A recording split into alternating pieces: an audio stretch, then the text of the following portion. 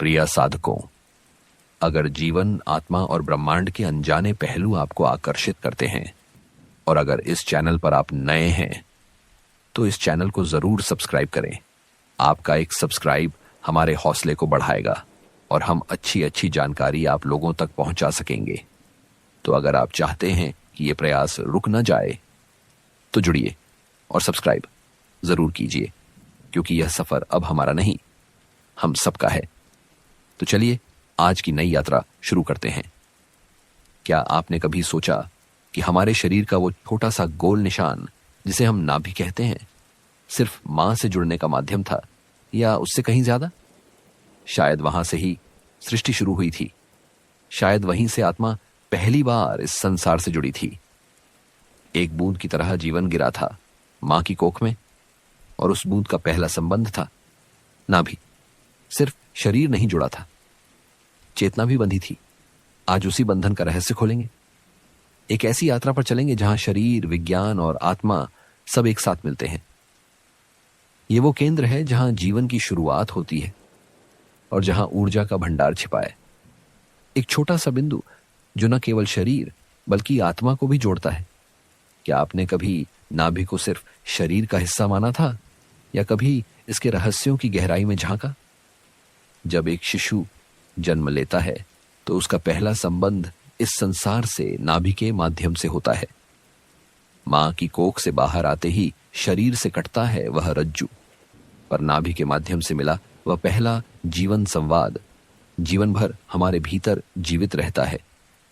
नाभि केवल शरीर का एक हिस्सा नहीं है, यह चेतना और ऊर्जा का वह केंद्र है जहां से जीवन का प्रवाह आरंभ होता है। जीवन जब पहली बार आकार लेना शुरू करता है तो वह न किसी नाम से जुड़ा होता है, न किसी पहचान से। वह केवल एक स्पंदन होता है, एक धड़कन जो मां के भीतर पलता है। और उस जीवन का पहला जुड़ाव, पहला संबंध, पहला संवाद नाभि के माध्यम से ही होता है। गर्भस्थ शिशु और मां के बीच जो अमूल्य रिश्ता होता है वह केवल भावनात्मक नहीं बल्कि जैविक और ऊर्जात्मक भी होता है। यह रिश्ता नाल के माध्यम से जुड़ा होता है, जिसे हम गर्भनाल कहते हैं। यही वह माध्यम है जिससे शिशु को पहला पोषण, पहला प्राणवायु और पहला अस्तित्व मिलता है। मां जो खाती है, जो अनुभव करती है, जो महसूस करती है, वह सब इस नाल के माध्यम से शिशु तक पहुंचता है। नाभि ही वह द्वार है जिससे जीवन का बीज अंकुरित होता है। शिशु की हर कोशिका, हर धड़कन, हर गति इसी माध्यम से बनती और बढ़ती है। जब बच्चा जन्म लेता है तो शरीर से यह नाल काट दी जाती है, पर वह अदृश्य संबंध, वह ऊर्जात्मक तंतु अब भी जीवित रहता है। नाभि पर वह निशान केवल शरीर पर नहीं होता, वह जीवन की स्मृति बनकर हमारे भीतर दर्ज रहता है। यहीं से हमारी चेतना का प्रथम स्पंदन शुरू होता है। यह केवल शारीरिक रूप से जीवित होने की प्रक्रिया नहीं है, बल्कि आत्मा के इस धरती से जुड़ने का प्रथम क्षण भी है।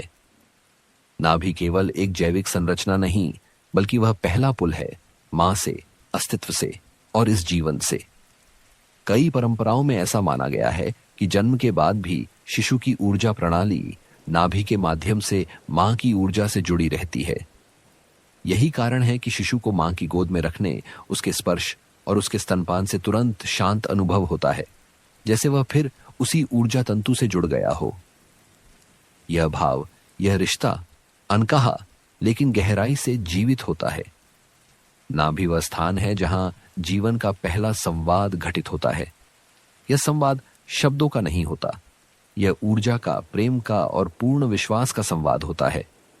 इसीलिए शायद जब हम गहराई से ध्यान करते हैं तो वही केंद्र, वही नाभि फिर एक बार हमें उसी मौलिक शांति, उसी मूल जीवन स्रोत से जोड़ देती है।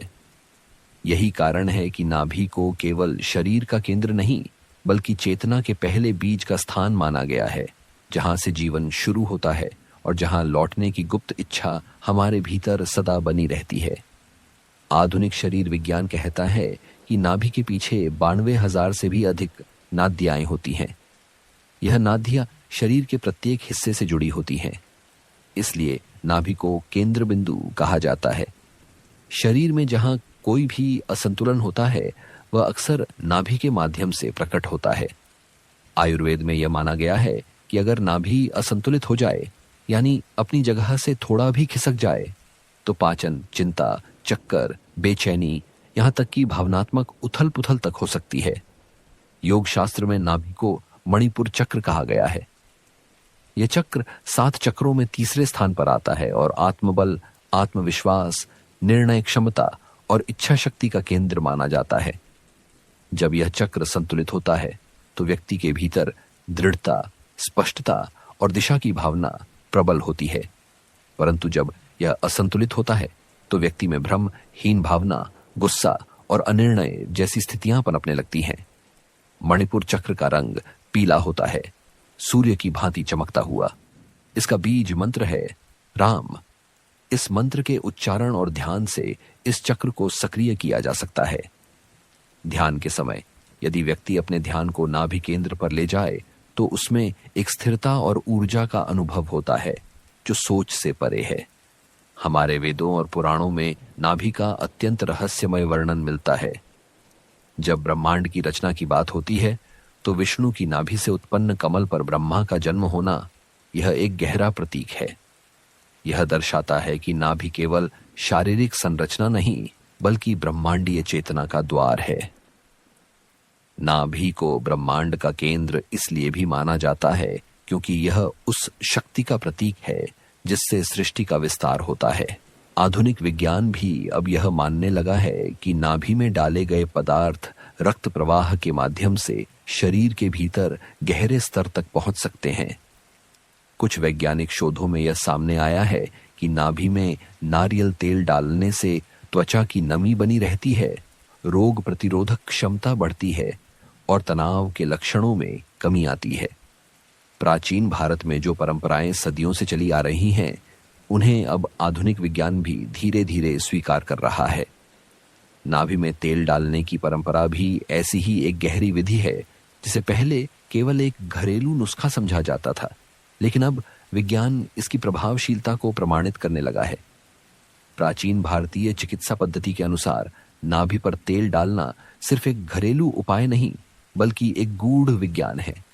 जब घी, नारियल का तेल या नीम का तेल नाभि में डाला जाता है तो वह त्वचा के नीचे की सूक्ष्म नादियों में प्रवेश करता है और रक्त के माध्यम से पूरे शरीर में फैलता है।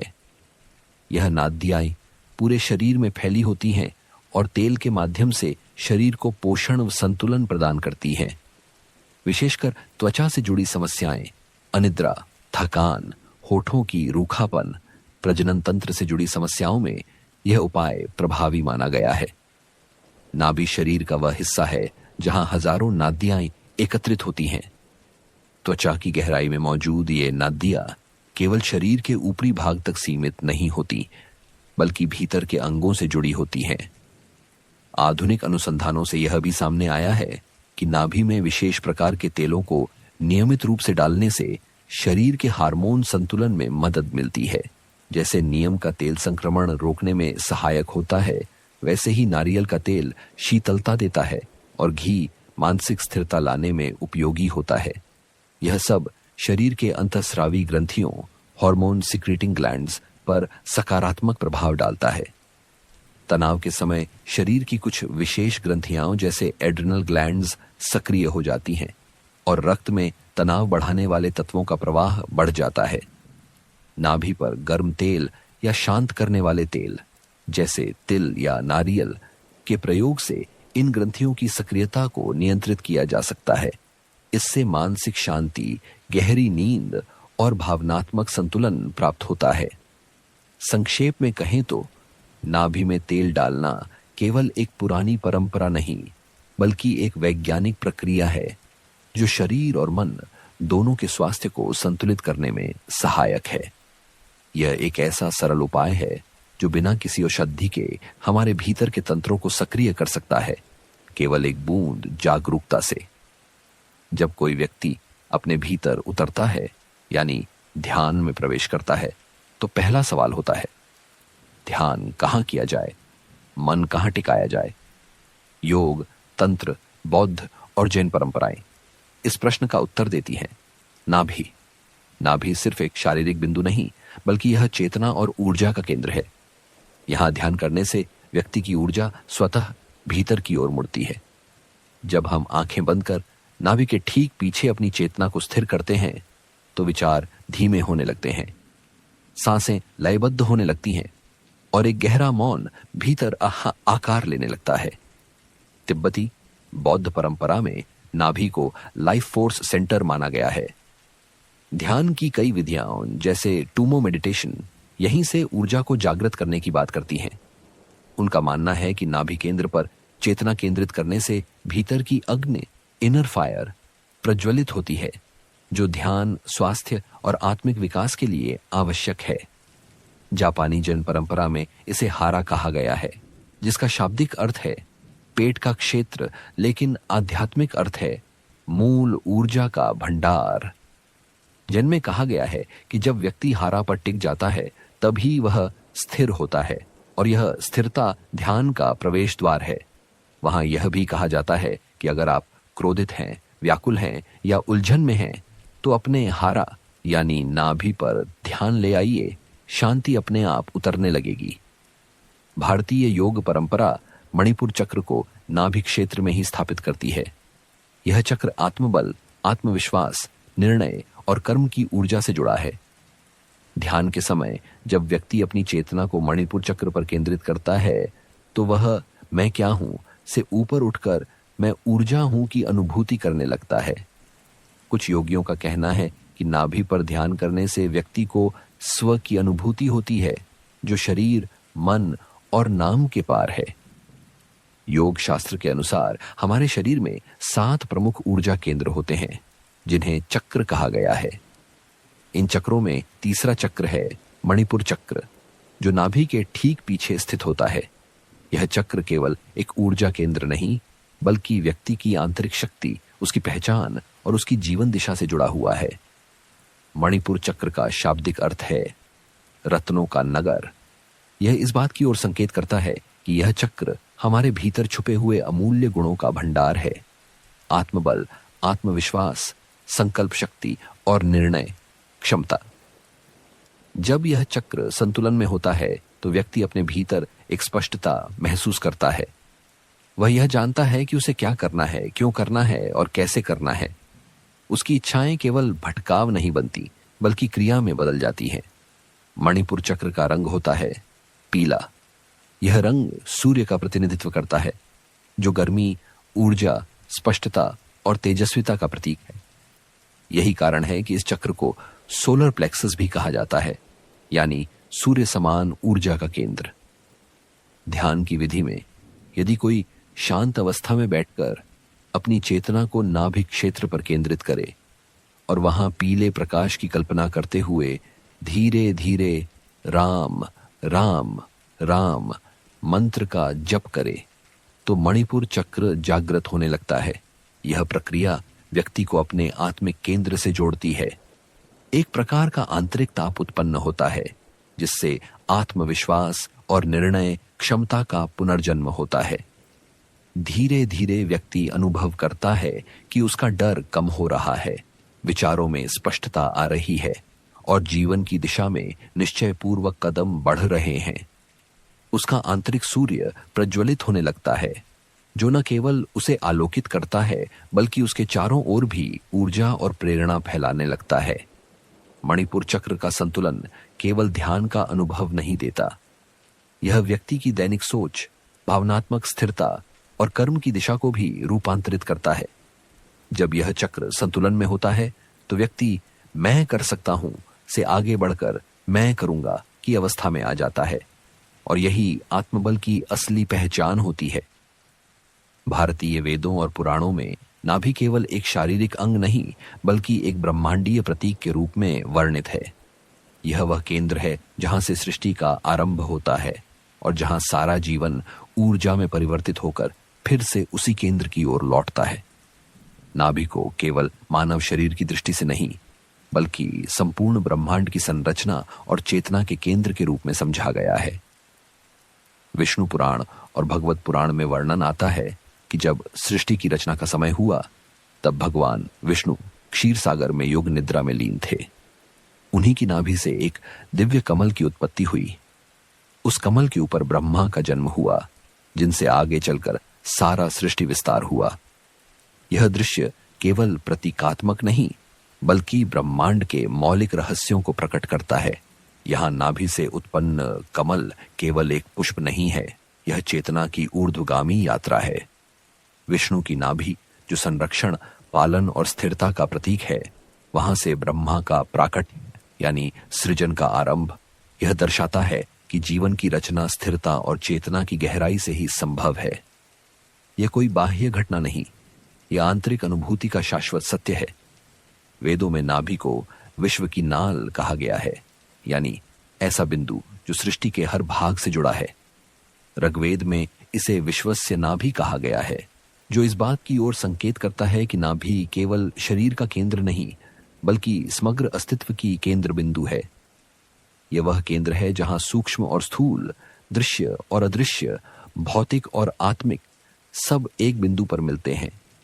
नाभि को जीवन ऊर्जा का स्रोत भी माना गया है। जब एक जीव गर्भ में होता है तो उसकी संपूर्ण प्राण शक्ति मां से जुड़ी नाल से ही आती है। यह नाल केवल शरीर को पोषण नहीं देती, बल्कि चेतना का प्रथम बीज भी वहीं बोया जाता है। यही कारण है कि प्राचीन साधक और आर्षि नाभि को प्राण केंद्र कहते थे, जहां से प्राण, अपान और समन जैसे वातायन उत्पन्न होते हैं। तंत्र परंपरा में भी नाभि को शक्ति केंद्र माना गया है। यहां से ऊर्जा उठकर मस्तिष्क तक जाती है और वहां से चेतना को जागृत करती है। यही कारण है कि ध्यान, प्राणायाम और साधना की विधियों में नाभि पर विशेष बल दिया जाता है। वहां से उठती हुई ऊर्जा ब्रह्मांड से जुड़ती है और साधक उस ब्रह्मांडीय चेतना का अनुभव करता है, जिसे वेदों ने अहम ब्रह्मास्मि कहा। पुराणों में नाभि से ब्रह्मा की उत्पत्ति इस बात का संकेत है कि सृष्टि का हर आरंभ भीतर से होता है। यह ब्रह्मांड केवल बाहर नहीं, हम सब के भीतर भी जन्म लेता है। नाभि से, चेतना के उसी गहन केंद्र से जहां आत्मा और सृष्टि एक हो जाते हैं। इसलिए नाभि केवल एक जैविक केंद्र नहीं, यह ब्रह्मांड का वह द्वार है जहां से जीवन आता है, चेतना फूटती है और अस्तित्व का नृत्य शुरू होता है। वेदों की दृष्टि में यह नाभि केवल शरीर का हिस्सा नहीं, बल्कि सृष्टि की धड़कन है। तो नाभि पर ध्यान कैसे करें? तो चलिए थोड़ा सीखते हैं। शांत बैठ जाइए, आंखें बंद, श्वास की गति सामान्य। अब अपनी चेतना को धीरे धीरे नाभि क्षेत्र पर ले आइए। हर सांस के साथ बस अनुभव कीजिए, वहां जीवन है, वहां स्पंदन है, वहां एक केंद्र है जो आपको बांधे नहीं बल्कि मुक्त करे। जैसे जैसे यह अभ्यास गहरा होता है, व्यक्ति के भीतर से विचारों की आवाज कम होती जाती है और एक निर्वचन मौन जन्म लेता है। वह मौन ही नाभि का रहस्य है। वह अनुभव न तो पुरुष है न स्त्री, वह केवल चेतना है। तिब्बती बौद्ध, जापानी जैन साधक और भारतीय योगियों सभी ने ध्यान और ऊर्जा के केंद्र के रूप में नाभि को महत्व दिया है। ध्यान की कुछ परंपराओं में यह माना गया है कि नाभि पर फोकस करने से व्यक्ति अपने भीतर की ऊर्जा को केंद्रित कर पाता है, जिससे उसका मन स्थिर होता है और चेतना जागृत होती है। जिस बिंदु से जीवन शुरू होता है, उसका थोड़ा सा ध्यान, थोड़ा सा स्नेह हमारे पूरे अस्तित्व को गहराई दे सकता है। हमने नाभि के ब्रह्मांडीय, आध्यात्मिक और वैज्ञानिक पहलुओं को जाना। अब सवाल यह है कि इसका ध्यान कैसे रखें? क्या कोई ऐसा सरल तरीका है जिससे यह ऊर्जा केंद्र भीतर से जागृत और संतुलित रह सके? तो आइए अब जानते हैं नाभि की देखभाल का वो सहज और असरदार तरीका। रोज सोने से पहले नाभि में 2 से 3 बूंद तिल का तेल, घी, नारियल या सरसों का तेल डालना एक सरल लेकिन शक्तिशाली अभ्यास है। हल्के हाथों से गोल गोल नाभि के चारों ओर मालिश करने से न केवल वहां की नादियां सक्रिय होती हैं, बल्कि पूरे शरीर में एक सुकून भरी ऊर्जा फैलती है। यह विधि नींद को बेहतर बनाती है, मन को शांत करती है और पाचन शक्ति में सुधार करती है। तिल का तेल थकान और मानसिक तनाव में, नारियल का तेल गर्मी और चिड़चिड़ेपन में, जबकि सरसों का तेल सर्दी और जुकाम की प्रवृत्तियों में लाभकारी माना गया है। नीम का तेल त्वचा संक्रमण और फुंसियों के लिए एक प्राकृतिक औषधि की तरह काम करता है। नाभि की स्वच्छता भी उतनी ही जरूरी है। कई बार वहां गंदगी या पसीने के जमाव से संक्रमण हो सकता है, इसलिए नहाने के बाद उसे हल्के कपड़े या रुई से धीरे धीरे साफ और सूखा रखना चाहिए। सप्ताह में 1 या 2 बार गुनगुने पानी में रुई भिगोकर सफाई करना एक सुरक्षित और सरल तरीका है। जो लोग ध्यान करते हैं उनके लिए नाभि का क्षेत्र एक मौन ऊर्जा केंद्र की तरह कार्य करता है। शांत बैठकर जब सांसों को केवल महसूस किया जाए और चेतना को धीरे धीरे नाभि के केंद्र पर टिकाया जाए, तो वहां एक हल्का कंपन, एक ऊष्मा और एक मौन ऊर्जा का प्रवाह महसूस होता है। यही अनुभव धीरे धीरे भीतर की यात्रा की शुरुआत बनता है, जहां शरीर, मन और आत्मा एक त्रिकोण की तरह जुड़ जाते हैं। नाभि की देखभाल कोई विशेष अनुष्ठान नहीं है, यह तो बस एक छोटी सी आदत है जो हमारे भीतर के संतुलन को रोज थोड़ा और मजबूत कर देती है। शरीर से लेकर चेतना तक इसका असर धीरे धीरे गहराई में उतरता है। यह बाहरी नहीं, एक भीतर की प्रक्रिया है, उतनी ही शांत जितनी जीवन की पहली धड़कन थी। नाभि वह अदृश्य धुरी है जो शरीर, मन और आत्मा तीनों को जोड़ती है। यह वह केंद्र है जहां जीवन शुरू होता है और जहां चेतना गहराई पाती है।